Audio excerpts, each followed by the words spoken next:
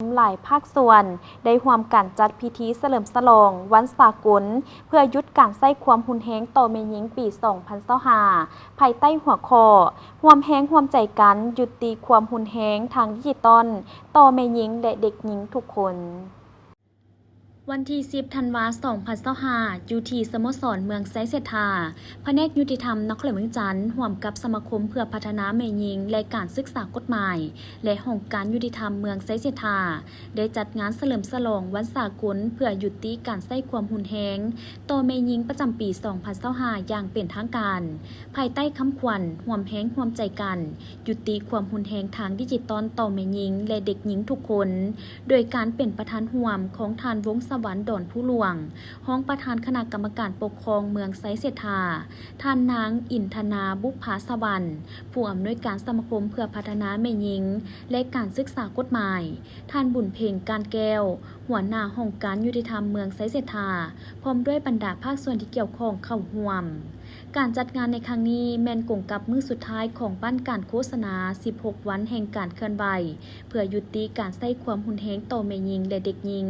โดยได้รับทุนสนับสนุนจากมูลนิธิเอเชียประจำลาวภายใต้แผนงาน Amplify ในยุคที่เทคโนโลยีก้าวหน้าการนำใช้สื่อสังคมออนไลน์และอินเทอร์เน็ตอย่างกว้างขวางได้เฮ็ดให้เกิดรูปแบบความรุนแรงใหม่คือความรุนแรงทางดิจิตอลซึ่งส่งผลกระทบอย่างร้ายแรงต่อสุขภาพจิตเกียรติศักดิ์ศรีความปลอดภัยและชีวิตส่วนตัวของแม่หญิงและเด็กหญิงดังนั้นการจัดงานครั้งนี้จึงเป็นส่วนหนึ่งที่สำคัญในการส่งเสริมปลูกจิตสำนึกและการเปลี่ยนแปลงทัศนคติให้ทุกคนได้เข้าใจและเห็นได้ความสำคัญของการคุ้มครองสิทธิแม่หญิงในยุคดิจิตอลและการป้องกันบ่ให้เกิดความรุนแรงต่อแม่หญิงและเด็กภายในงานได้มีการเล่าคืนหมุนเสื้อประวัติความเป็นมาของงานวันสากลเพื่อยุติการใช้ความรุนแรงต่อแม่หญิงพร้อมทั้งผ่านศาลของท่านนายกรัฐมนตรีต่อกับเวียกงานวันสากลเพื่อยุติการใช้ความรุนแรงต่อแม่หญิงซึ่งกิจกรรมหลักของงานแม่นการจัดเวทีสนทนาภายใต้หัวข้อการปกป้องช่วยเหลือและส่งเสริมสิทธิแม่หญิงในยุคดิจิตอลโดยมีตัวแทนจากหลายภาคส่วนมาแบ่งปันประสบการณ์และทัศนะเกี่ยวกับการป้องกันแม่หญิงผู้ตกเป็นเหยื่อความรุนแรงในออนไลน์แนวทางการช่วยเหลือและการประสานงานระหว่างภาคส่วนต่างๆที่เกี่ยวข้อง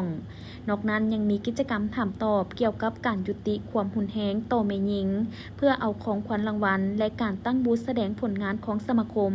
บรรยากาศในงานแม่นเต็มไปด้วยการมีส่วนร่วมอย่างคึกคืนทั้งจากบรรดาบ้านเป้าหมายและภาคส่วนต่างๆที่เข้าร่วม